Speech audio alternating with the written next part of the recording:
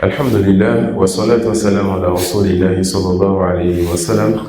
Allahumma la ilma lana illa ma 'allamtana innaka antal alimul hakim. Amma ba'd.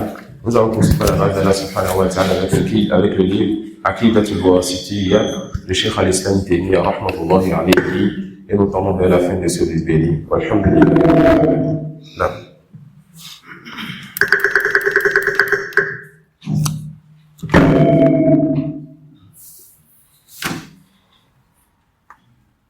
Là, c'est trop proche de moi.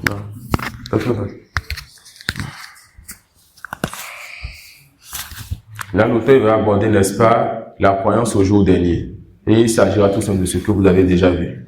D'accord? Ceux qui ont écrit, n'hésitez, n'oubliez pas, relisez plusieurs fois. Et même après le séminaire, que ce que vous avez écrit à cette révision, ce soit une base pour vous. Celui qui veut même que la personne réécoute souvent l'audio qu'on a eu à faire là, pour la révision. Hein? Vous pouvez écouter ça dans vos voitures, sur vos motos, en marchant. Jusqu'à ce que cela vous fasse l'istihdar. Cela, yani, soit présent dans votre cœur. Et je pense que si vous retenez ce qu'on a fait en 1 heure de temps, cette révision, vous allez retenir l'essentiel de ce séminaire d'1 mois, Inch'Allah. D'accord? Donc, lisez souvent si vous faites partie de ceux qui aiment lire, et écoutez souvent si vous faites partie de ceux qui aiment écouter, jusqu'à ce que vous gardiez cela dans votre cœur, Inch'Allah.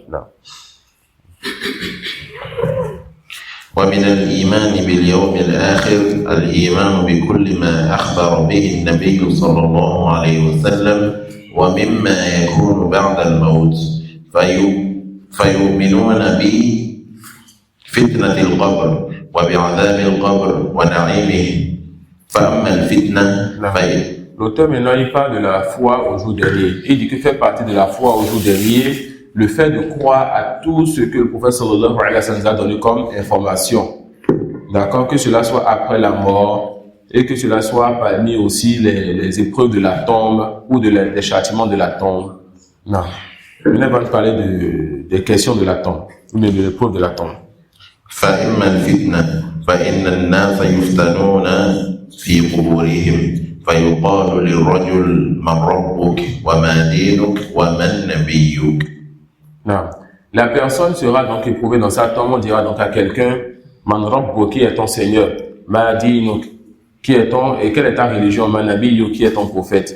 Et ces 3 questions, nous avons vu ça de long en large, que ce soit dans Usul al-Thalatha, ou bien d'autres que cela. La réponse de ces à ces 3 questions, ainsi que quoi? Les preuves qui soutiennent, le détail de cette réponse.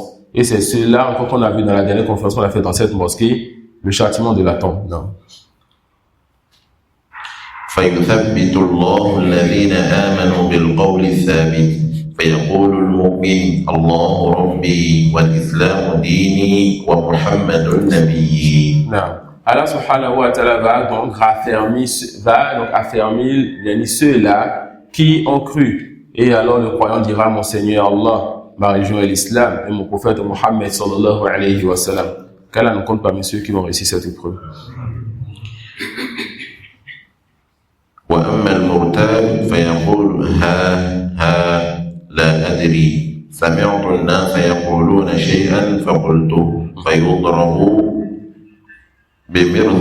بمرزبة من حديد فيصبح صيحة يسمعها كل شيء إلا الإنسان ولو سمعها الإنسان لصعق. Non. Et quant à Al-Murtab, c'est celui qui a du doute dans le cœur. Ça peut être l'hypocrite. Ça peut être, n'est-ce pas, le mécréant ou celui qui a apostasie. Et celui-là, il dira, dans une version ou bien, comme l'a mené Cheikh al-Islam ici, yani, cette personne sera surprise. Quelle question me pose donc? Je ne sais pas. J'ai entendu les gens dire telle chose et je l'ai dit. Est-ce que ça veut dire alors que toute personne qui dit là, ici, dans ce bas-monde-là, il a réussi la réponse? Non. Voilà les gens qui ont dit dans leur tombe. J'ai entendu les gens dire et je l'ai répété. Alors, le fait que tu nais dans une famille musulmane, ou le fait que tu rentres dans l'islam parce que les gens t'ont parlé une personne a créé les cieux, la terre, si ce n'est Allah, ils t'ont fait la da'wa. Tu rentres dans l'islam de la Rububiyya. Ça suit. Ensuite, tu ne comprends rien de ta religion. Tu adores Allah tantôt, tu adores autre qu'Allah. Et cela est une situation terrible. Les gens diront quoi?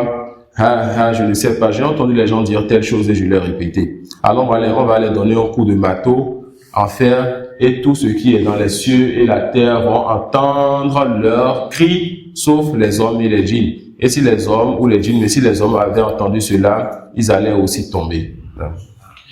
ثم بعد هذه الفتنة إما نعيم وإما عذاب إلى يوم القيامة الكبرى فتعاد الأرواح إلى الأجساد. نعم. Donc certains savants disent que al-qiyamatu qiyamatan, qiyamatun sughra wa qiyamatun kubra. Que le jour dernier, il y a deux jours derniers, le petit et le grand. Le petit, c'est ce qui est avant la résurrection et le grand, c'est ce qui se passera après la résurrection. Donc Cheikh Al-Sani te dit quoi? Après alors cette épreuve dans la tombe, les gens seront soit dans les délices, soit dans les châtiments. Le croyant dans les délices et le mécréant donc dans les châtiments. Quelle est la situation de celui qui désobéit à son Seigneur, celui qui tombe dans les grands péchés, les novateurs, les têtes se sont tues, et nous nous taisons aussi sur cela. Allez plus savoir de la situation du désobéissant ou de l'innovateur dans sa tombe. Alors les gens seront dans les délices ou dans le châtiment jusqu'à la résurrection. Et les âmes vont retourner donc au corps. Non. وتقوم القيامة التي أخبر الله بها في كتابه على لسان رسوله صلى الله عليه وسلم وأجمع عليها المسلمون فيقوم الناس من قبورهم لرب العالمين حفاة عراة غرلا وتدنو منهم الشمس ويلجمهم العرق. L'auteur continue à décrire comment se fera la résurrection. Il dit que Allah subhanahu wa ta'ala a informé que la résurrection se fera, et tout comme le prophète sallallahu alayhi wa sallam nous l'a indiqué, ainsi que le consensus des musulmans, que les gens vont sortir de leur tombe pour aller vers le Seigneur. Ils seront sans vêtements, sans chaussures et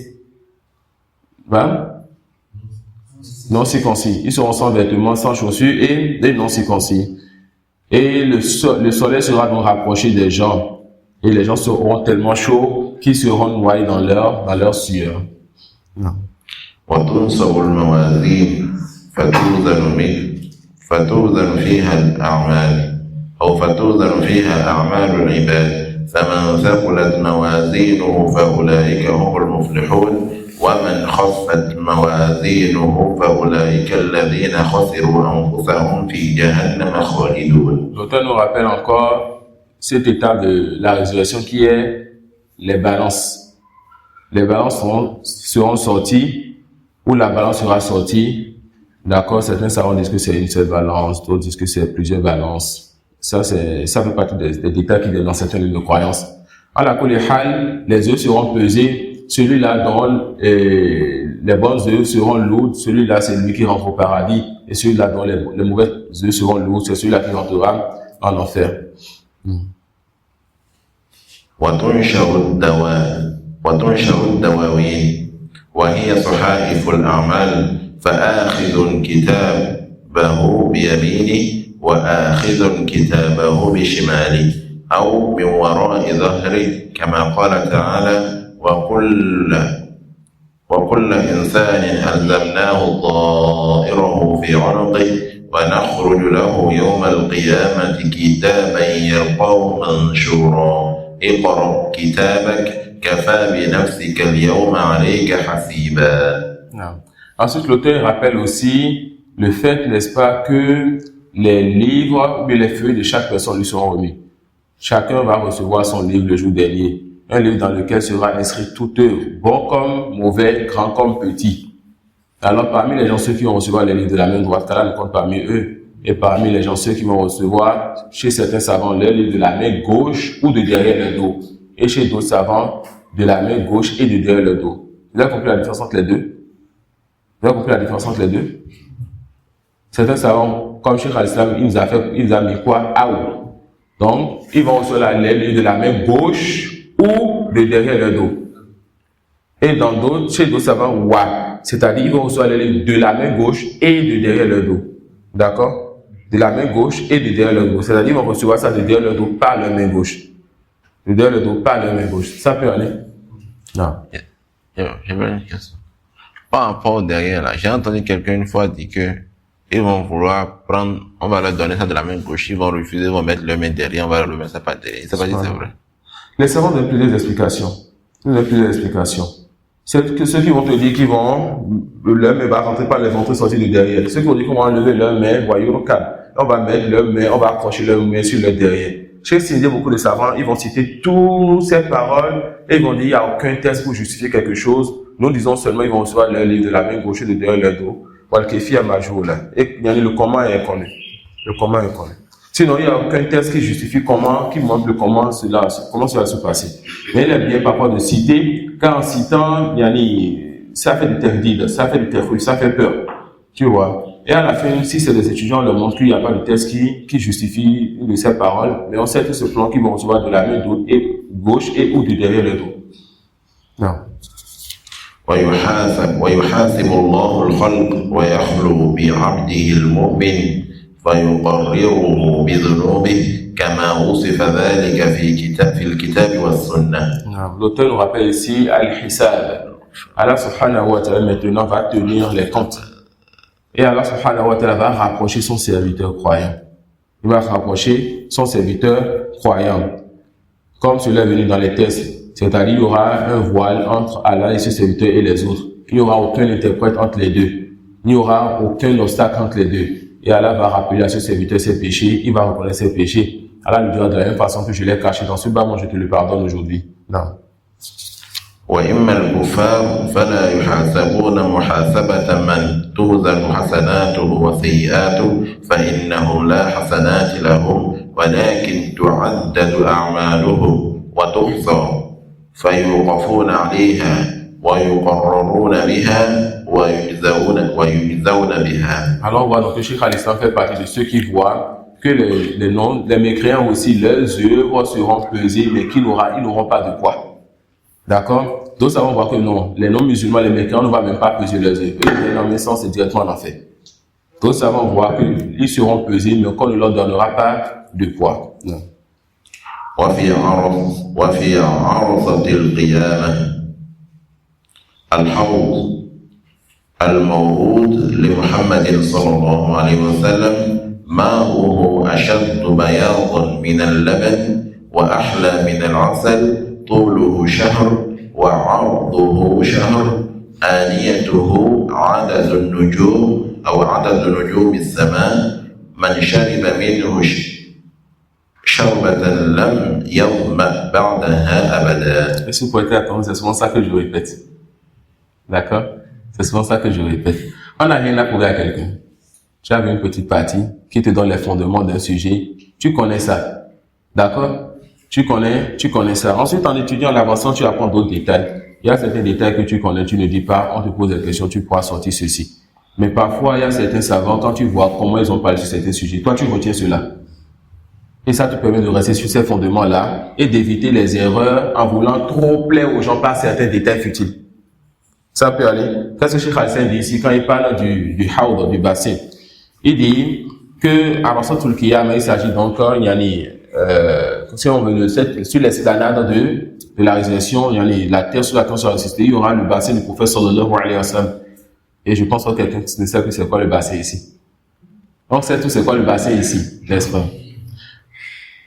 Il dit, il y aura le bassin du prophète sallallahu alayhi wa sallam. Il y aura certains sujets, si je pose quelqu'un, certaines personnes font le visage, je pose la question, de ça pas là.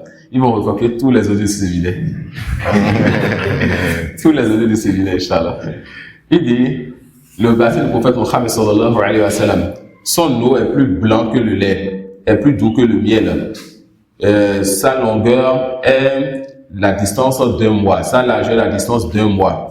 D'accord? Donc c'est comme un carré. La longueur la distance d'un mois de marche, la largeur la distance d'un mois de marche, et le nombre des verres qu'on va utiliser pour consommer de cette eau-là, c'est comme le nombre d'étoiles dans le ciel. Celui qui boit de cela ne va plus jamais avoir soif. Non. Et les innovateurs seront privés de l'eau là. Subhanallah. Non. الصراط منصوب على متن جهنم وهو الجسر الذي بين الجنة والنار يمر الناس عليه على قدر أعمالهم فمنهم من يمر كلمح البصر ومنهم من يمر كالبرق ومنهم من يمر كالريح ومنهم من يمر كالفرس الجواد ومنهم من يمر كركاب الإبل ومنهم من يعدو عدوا ومنهم من يمشي مشيا ومنهم من يزحف زحفا ومنهم من يخطف فيلقى في جهنم فإن الجسر عليه كلاليب تخطف الناس بأعمالهم فمن مر على الصراط دخل الجنة. Il dit, ensuite il y aura As-Sirat. Et il s'agit d'un pont qu'on va mettre sur quoi? Sur l'enfer, afin de traverser pour aller au paradis. Il dit que les gens vont traverser ce pont pour aller vers le paradis en fonction de leurs œuvres. Alors parmi les gens, ceux-là qui vont traverser comme la vitesse de quoi? D'un clin d'œil. Ça suit? Ceux-là qui vont traverser comme la vitesse d'un clin d'œil. Et ça, c'est très rapide. C'est très rapide. Il dit, parmi les gens, ceux qui vont traverser comme la vitesse de l'éclair, ceux qui vont traverser comme la vitesse du vent, ceux qui vont traverser comme la vitesse d'un cavalier qui est sur son cheval à vive allure, ceux qui vont traverser comme quelqu'un qui est sur un chameau et qui court, ceux qui vont traverser en courant à pied, celui qui va traverser en marchant. Subhanallah, traverser en marchant. Regardez la vitesse des autres. Lui, il va marcher sur un pont qui est aussi fin que les cheveux ou bien que la lame d'une épée. Sur un pont sur lequel les pieds ne peuvent pas rester faibles. Les pieds ne peuvent pas être stables. Abdullah, vous êtes avec nous? Non. Il dit, et parmi les gens, ceux-là qui vont traverser en rampant. Parmi les gens, ceux-là qui seront arrachés et jetés dans l'enfer. Et il dit qu'il y aura au côté donc de ce pont des Kalalim, c'est comme des crochets qui vont arracher les gens ou blesser les gens en fonction de leurs œuvres. Ça peut aller. Si tantôt tu avances dans ta religion, la vitesse à laquelle tu avances dans les adorations, tu as avancé sur ce pont-là. Si en avançant une fois dans les adorations, tu tombes dans les péchés, les Kalalim seront là aussi, Yawm al-Qiyamah. Ça va juste résumer ta vie d'obéissant et de désobéissant, et c'est comme ça que tu vas traverser dans ce pont. La même chose pour la lumière qui sera donnée aux gens. La lumière sera grande ou petite en fonction de ce que tu faisais comme eux. Et la lumière va être stable ou bien clignotée ou bien c'était vraiment donné en fonction de ce que tu faisais comme désobéissance. Ça c'est en faisant ce que tu faisais que comme désobéissance. Cheikh Al-Islam dit quoi? Et celui qui va traverser le pont rentrera au paradis. Non. فإذا عبروا عليه وقفوا على قنطرة بين الجنة والنار فيقتص لبعضهم من بعض فإذا هذبوا ونقوا أذن لهم في دخول الجنة. Quand ils vont encore traverser le pont, on va les laisser tomber, on va les laisser encore sur la Qantara. Vous voyez, Al-Qantara, certains savants disent que c'est un nouveau pont après le Sirat.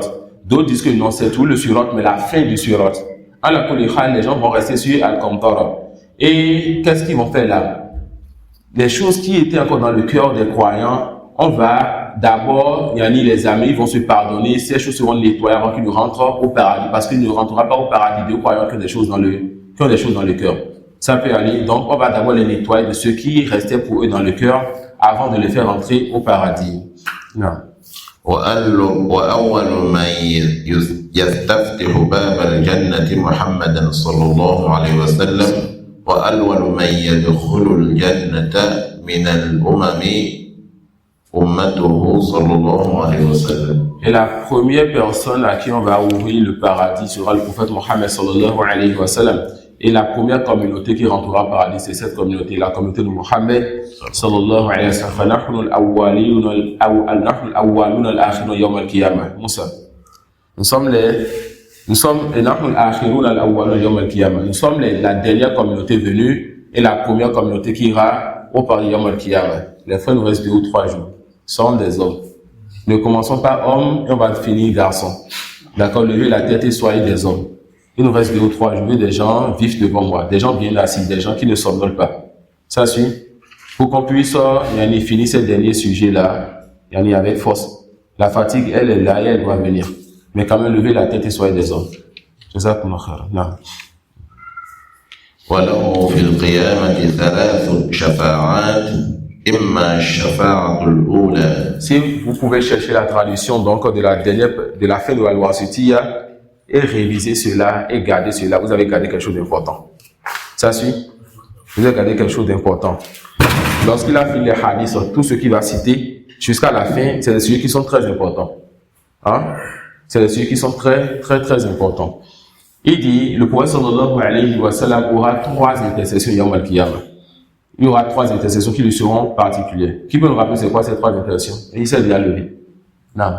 Le prophète sallallahu alayhi wa sallam. Non, réponds et ensuite tu peux partir là où tu vas. Le prophète sallallahu alayhi wa sallam, il aura 3 intercessions qui lui seront particulières à lui. C'est quoi les 3 intercessions là? Où sont nom? Tu peux partir maintenant. L'âme. Deuxième. Pourquoi on commence le jugement? Ton frère, non, sans regarder dans le cahier. Non, sans regarder dans le cahier. 3e intercession. Oui, mais tu as écrit. Tu as suivi l'audio, tu as écrit. C'est dans ton cahier que lis dans ton cahier les 3. Les 3 intercessions qui seront particulières au prophète sallallahu alayhi wa sallam. Non.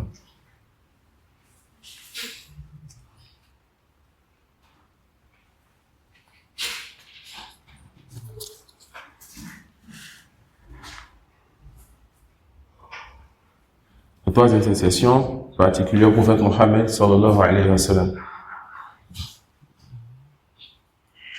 L'intercession pour que les gens entrent au paradis. Tu peux reprendre tous les 3? Reprends encore tous les 3, lis les 3.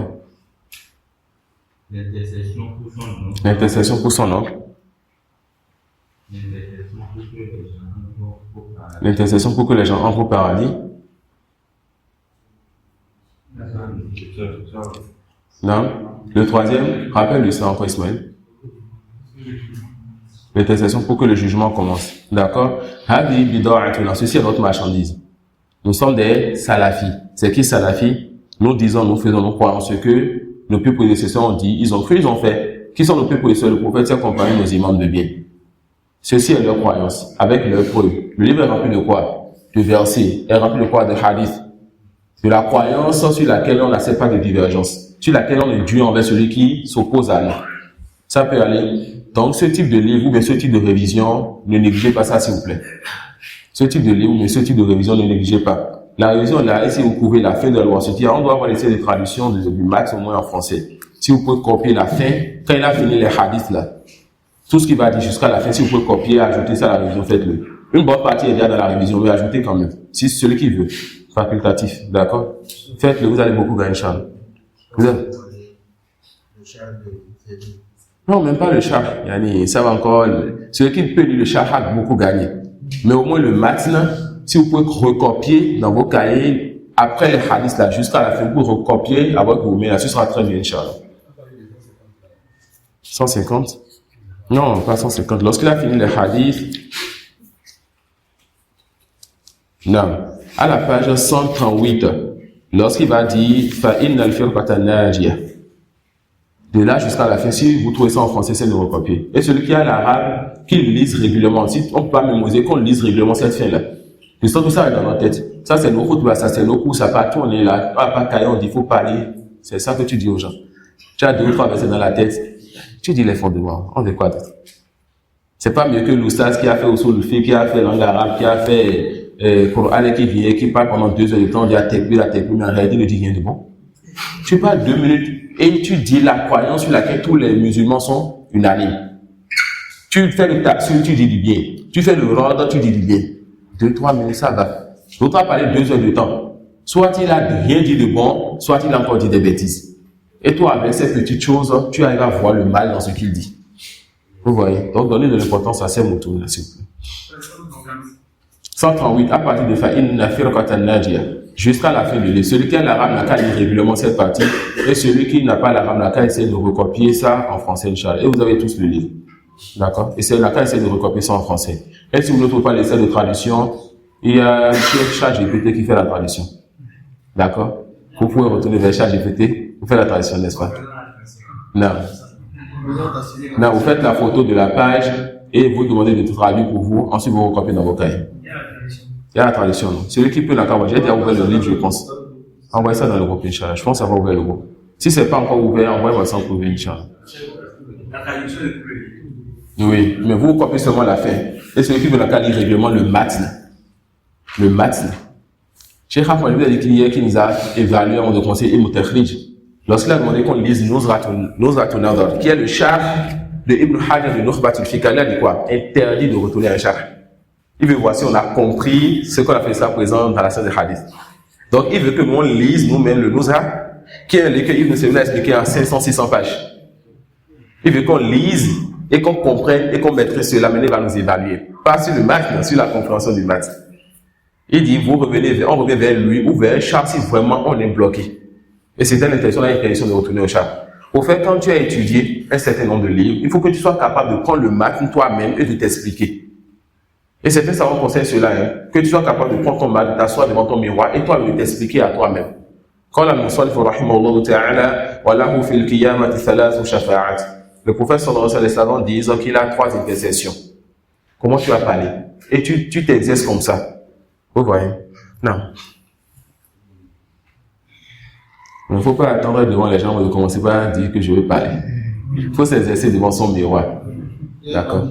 Il faut être habitué déjà. Non.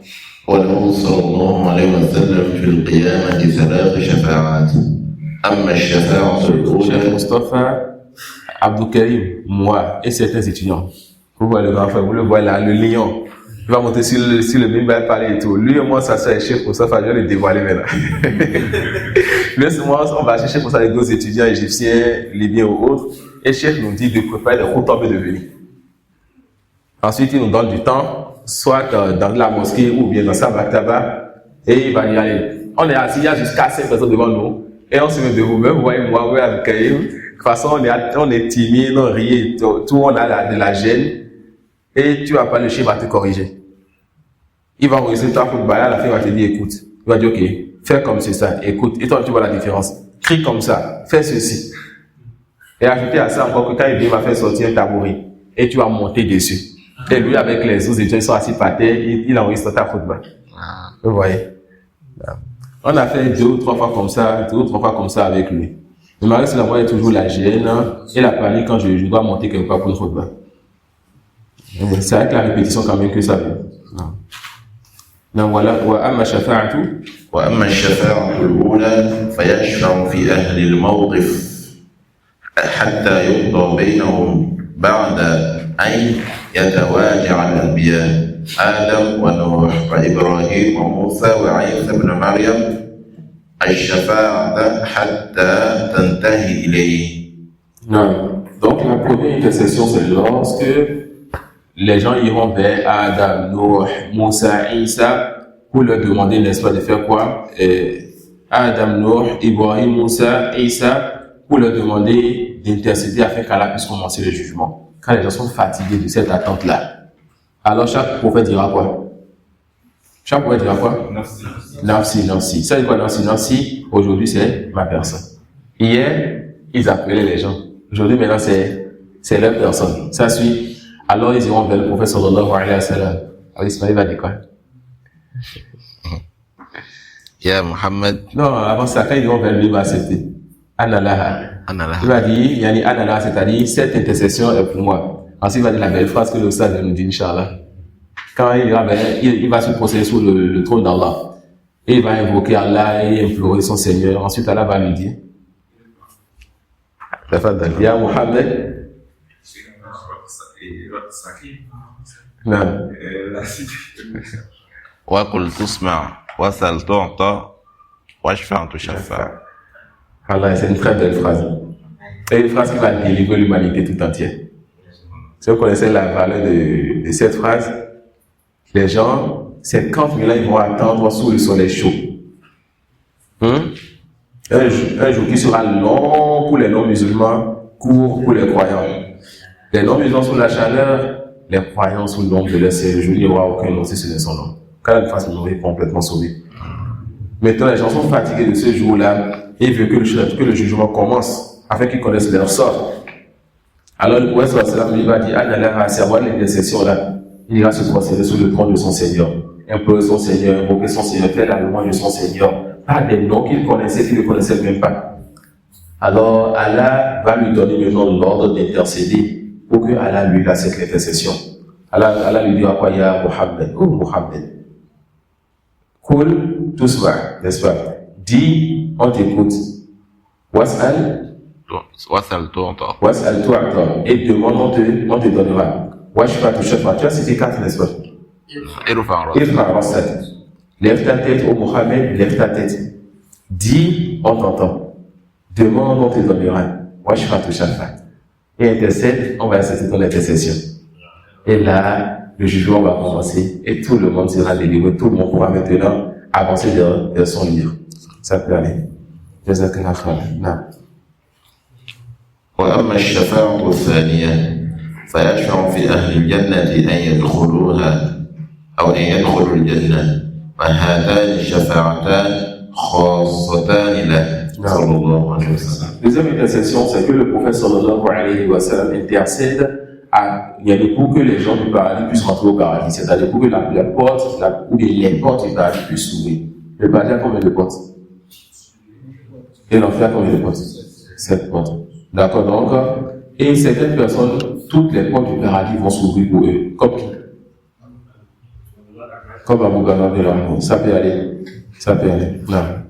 Donc, parmi les intercessions, il y a l'intercession pour que le jugement commence. 2, l'intercession pour que la porte ou les portes du paradis s'ouvrent. وأما الشفاعة الثالثة فيشفع في من يستحق النار وهذه الشفاعة له ولسائر النبيين والصديقين وغيرهم فيشفع في من استحق النار ألا يدخلها ويشفع لمن دخلها أن يخرج منها. L'auteur a cité 2 intercessions, il a dit que ces 2 intercessions sont propres au prophète sallallahu alayhi wa sallam. C'est pas ces 2 intercessions sont l'intercession pour que le jugement commence et sont l'intercession pour l'entrée des gens au paradis. Maintenant, il reste un troisième qui n'a pas cité. C'est quoi le troisième? Non, ils sont l'intercession pour son nom. Miskin, celui qui va étudier à l'université, ensuite va venir dire à un étudiant, mais quand tu as cité 3 intercessions, c'est 2 intercessions. Non, ça peut aller. On dit il y a un troisième aussi qui est particulier pour cela. C'est une intercession pour une personne particulière, pour une chose particulière. C'est de son intercession pour son oncle, que le château lui soit allégé, mais pas pour qu'il sorte de l'enfer. Contrairement aux soufis qui disent comment l'oncle du prophète peut aller en enfer, comment le père du prophète peut aller en enfer, comment la mère du prophète peut aller en enfer. Lui, il dit à son compagnon, mon père et ton père sont en enfer. Tu es qui pour dire qu'ils ne sont pas allés en enfer? Alors, il ne convient pas que tu demandes pardon pour tes proches, sachant qu'ils sont morts, les créants. Tu es qui pour dire qu'ils ne sont pas allés en enfer? Ça peut aller. Il dit, est-ce que je peux éviter la tombe de ma mère? Elle lui dit oui. Est-ce que je peux lui demander pardon? Elle lui dit non. Il pleure, ses compagnons pleurent. Qui es-tu pour dire qu'ils ne sont pas allés en enfer? D'accord? Et les soufis sont toujours là, vouloir, subhanallah. Ils sont plus sages, et plus tout qu'à là, ils sont des sages. Subhanallah. C'est des gens, ils ont des choses terribles. Oh, c'est ça. Non? Oui, quoi? Non. J'ai entendu dire que le nom du prophète Abu Lahab, que chaque lundi, son châtiment lui était allégé. Non, j'ai cru entendre tout ça, mais je ne pense pas. Que chaque lundi, le châtiment de Abu Lahab, ça doit être les affaires des soufis, là. Alors, le chef est tasawwuf. Ça sent le tasawwuf. Ça a apporté comme justification qu'à la naissance du prophète, il avait exprimé sa joie. Il a dit Abu Lahab. Non. Non. Même pourquoi même dans les gens connus aussi. Ah bon? Et c'est important. En tout cas, ça sent le tasawwuf. Non. J'ai cru avoir entendu ça vite fait, mais sans grande importance. Non. Faut pas prêter attention à ça. Faut pas prêter attention à ça. On peut continuer. Donc, on a 3 intercessions qui sont particulières et qui sont particulières et non 2. Ensuite, l'auteur, ce qui est là, c'est en 3e position, c'est quoi? Ce qui est commun au prophète et autre que lui. Et il y a autre que cela. Parmi ceux qu'il a cité ici, le fait que le prophète sallallahu alayhi wa sallam va demander l'intercession pour des gens qui méritent le feu de l'enfer, n'est-ce pas, de ne pas y rentrer. Il dit yashfa'a fi man istahaqqa an-nar wa hadhihi shafa'atu lahu wa lisa'il nabiyyin wa siddiqin wa ghayrihim yashfa'u fi man istahaqqa an-nar an la yadkhulaha ويشرع في من دخلها أن يخرج منها. Il va intercéder pour des gens qui méritent rentrer en enfer, ils ne vont pas rentrer en enfer. Il va intercéder pour des gens qui sont déjà rentrés en enfer et ils ne vont pas, ils vont sortir plutôt de l'enfer. D'accord? Et c'est surtout sur ce dernier-là que nous avons divergence avec trois groupes. C'est qui ces trois groupes? Il y a trois groupes qui refusent l'intercession de que la personne sortira de l'enfer. Les Khawarij, les Mu'tazila, le troisième groupe. Non? Les Murji'a. Pourquoi les Khawarij et les Mu'tazila voient que celui qui a fait un grand péché est éternellement en enfer? Alors, il ne peut pas croire à l'intercession. Quels que soient les hadiths sur l'intercession, ils vont rejeter ça, ils vont rejeter cela, parce que si quelqu'un sort de l'enfer, c'est que ça cadre leur croyance dans ce monde. N'est-ce pas? Et les Murji'a aussi, eux, ils voient que celui qui fait le grand péché, sa foi ne diminue pas. La personne une foi complète. Donc pourquoi la personne ira même en enfer? La personne n'aura même pas besoin d'intercession de qu'elle sera au paradis. Non.